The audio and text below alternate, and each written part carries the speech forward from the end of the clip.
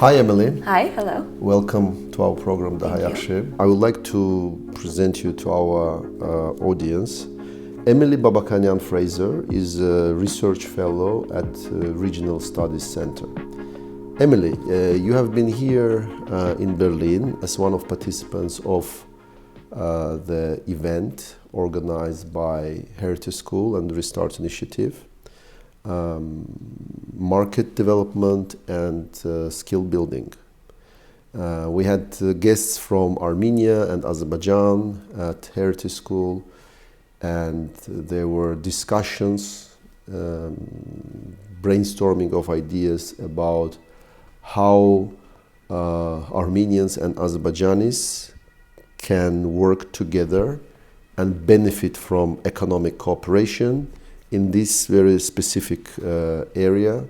I want to remind those who are maybe watching us for the first time that Restart Initiative and Hertie School organized now, so it was a fourth dialogue series, a fourth event.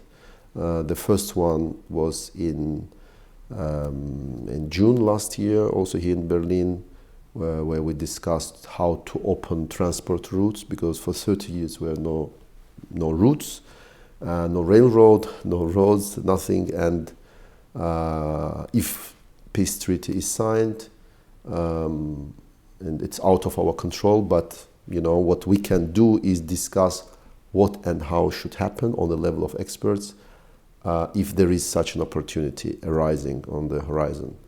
Then there was the event about energy, about water dialogue. Also, it was fascinating to see that for the first time, people who are working in these areas in Armenia and Azerbaijan met for the first time on bilateral level. Because before there were always regional events, but it was not focused specifically on Armenia and Azerbaijan. And it was for the first time. So in a way, some of these meetings are historical. They never happened before, because before it was a part of Soviet Union. And now you are participant in this topic and this event. In your opinion, how do you find it, and what ideas were discussed, and your opinion about this? Like you mentioned, these events in a way are historical because it's bringing Armenians and Azerbaijanis together, not as two groups in a much larger setting where they can sit across the room from each other and not interact. It was Armenians and Azerbaijanis only sitting in a room together, and even something very small with the way we were sitting. It wasn't Armenians on one side and Azerbaijanis on the other. It was integrated. And I think that in and of itself is a small step, but a step nonetheless in making progress toward eventual change, eventual peace, some way to move forward from the situation that we're in and that we've been in for the last 30 years. I think that this dialogue was very effective. I think it was respectful, and I think it got people thinking about how to actually use markets and skills and people, individual people, as incentives to have trade and genuine connection as opposed to conflict, and using that trade and using that economic interconnectivity and economic and market interdependence as a way to promote peace and de-incentivize conflict. I think that some of the things that we came up with were not just things that have to wait and happen later when and if a peace treaty is signed, but we came up with some ideas that could be implemented even before the peace treaty.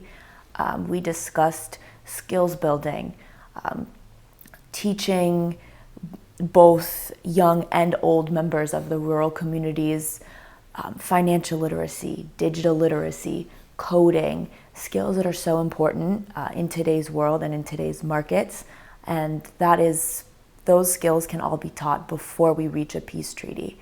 Another discussion we had was on creating a larger South Caucasus identity, not separating it between Georgia, Armenia, Azerbaijan, but looking at ourselves as one region, one group of people, because at the end of the day, that is what it is.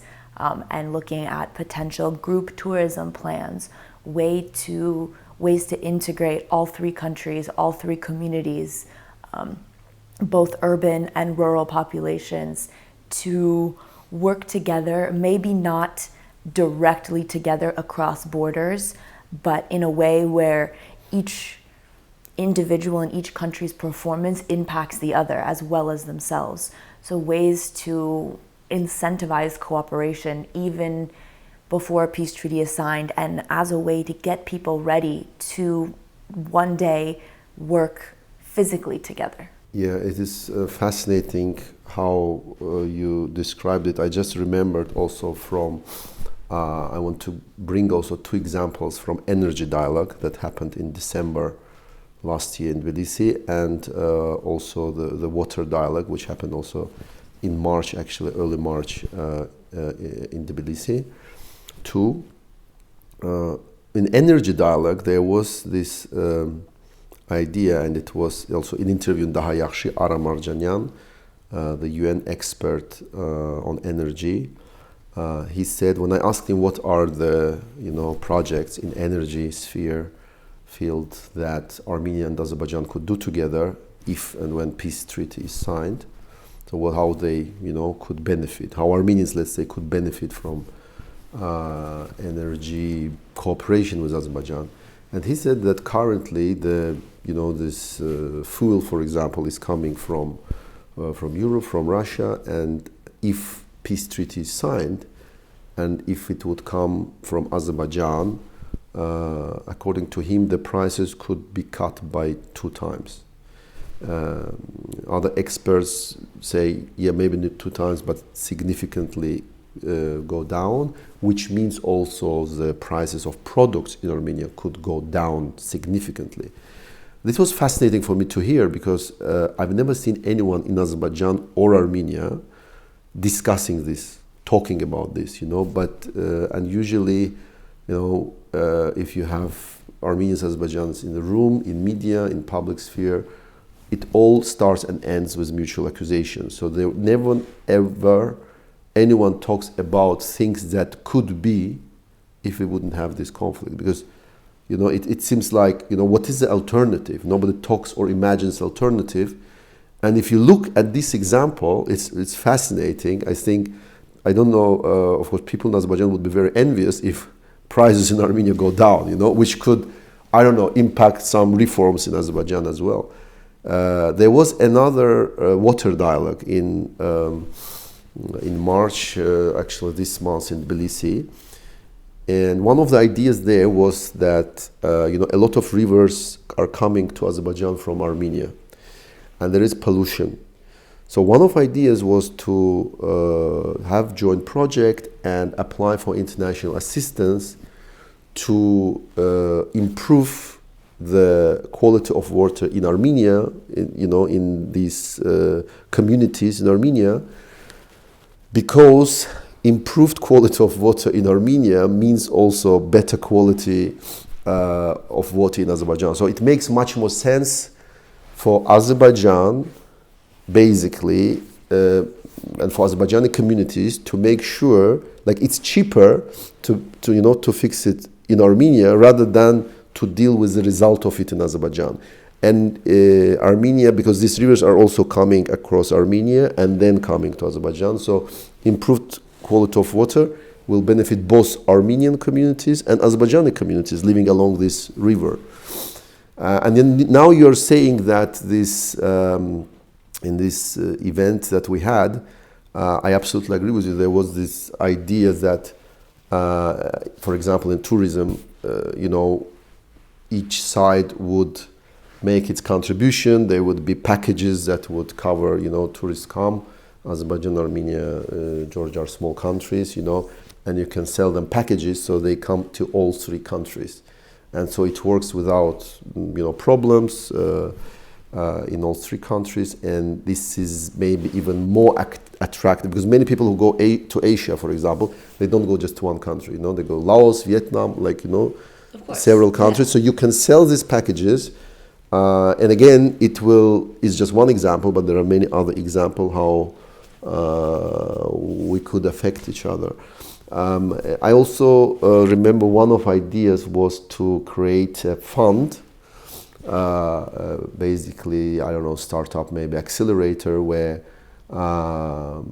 Armenian and Azerbaijan entrepreneurs could apply and get money for their startups to develop apps.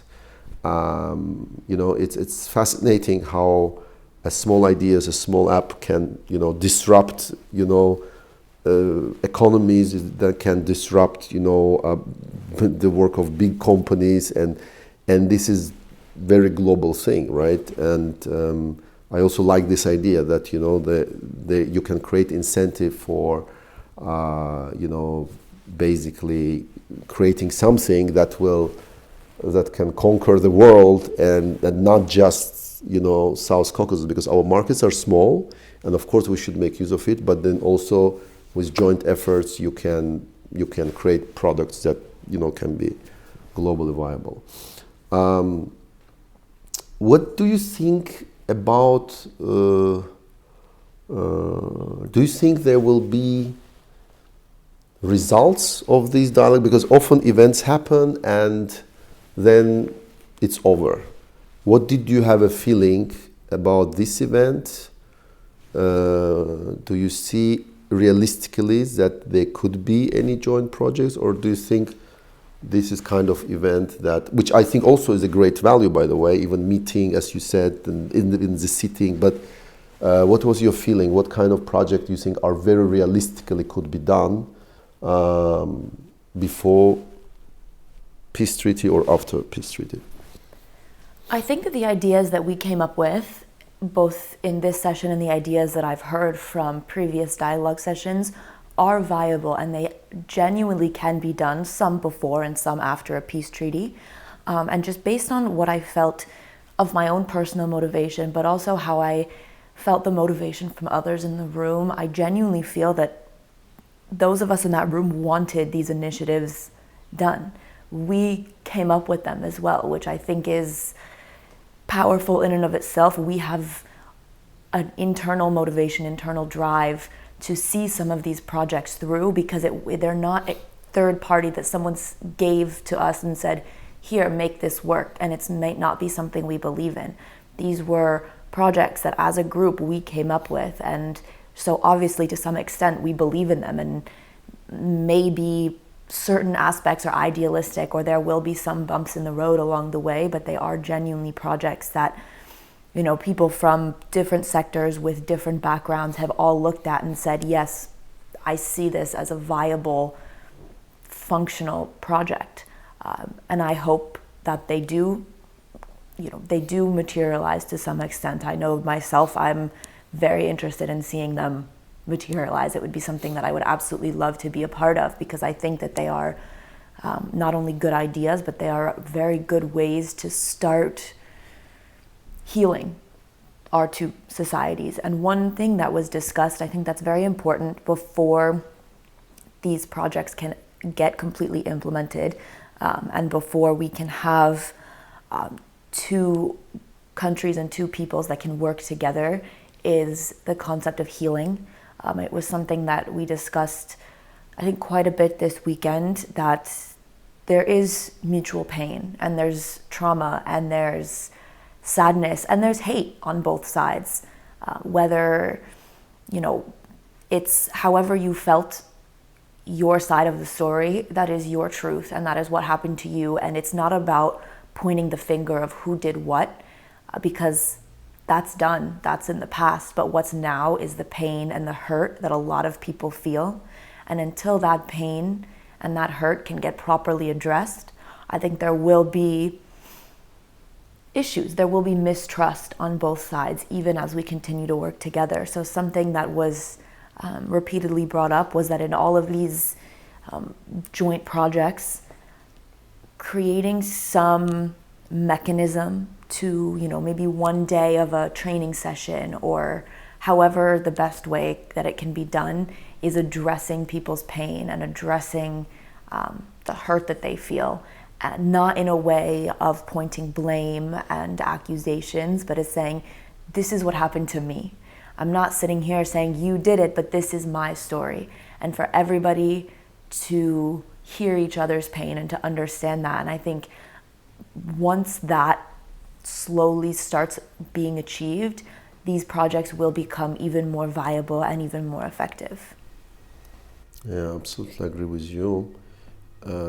Also, I think it's very important to develop such joint projects that could benefit both communities. Also, you know, because when Armenians and Azerbaijanis come together and apply for the projects that you mentioned and other projects, similar projects. And by the way, this is not just this group can do it. I mean, any group can come together, professionals, and they can design their own projects. And, you know, there is competition for international assistance, for international, you know, investments. And if you come together and apply for these funds, this is much more appealing to apply in this form together, and maybe regionally with Georgians, Armenians, Azerbaijanis, or just Armenians and Azerbaijanis.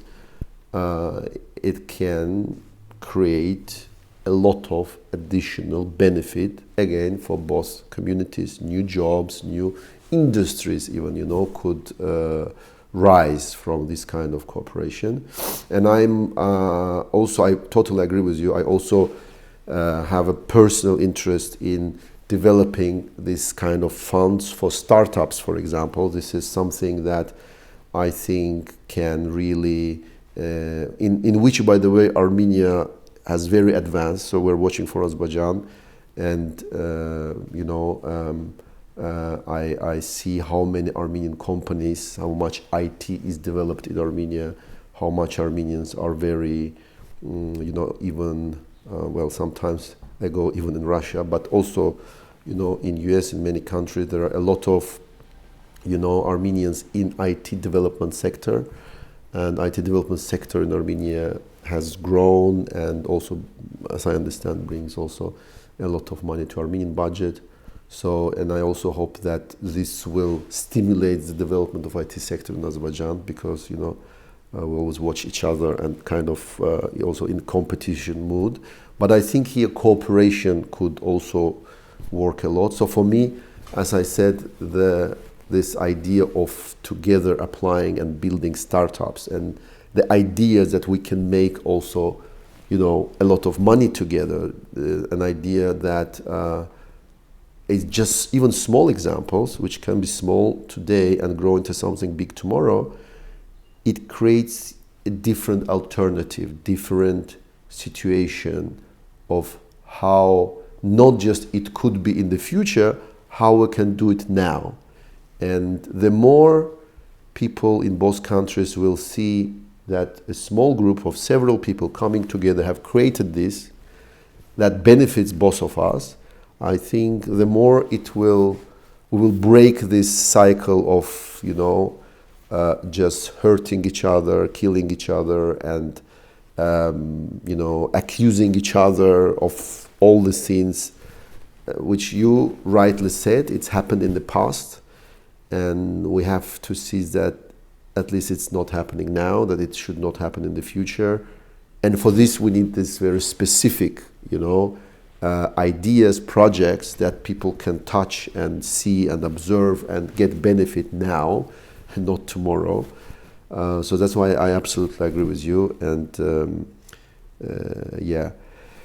Well, Emily, thank you very much for coming to our program, and I hope to see you in the future again. I hope to be able also to do some of this project we discussed personally with you and with other participants from Armenia, or other people who are watching our program in Armenia and Azerbaijan, or Armenians and Azerbaijanis living worldwide. You know that it's actually always has been like this when Armenians and Azerbaijanis were not living in Armenia and Azerbaijan, but in Russia or US or in Europe, there are a lot of common businesses, you know, there. Like there, it's not a problem, you know, but when you come to Armenia, Azerbaijan, it is a problem. So I hope it will not be also a problem in Armenia and Azerbaijan very soon. And I hope that we will be able, you know, to lead by example.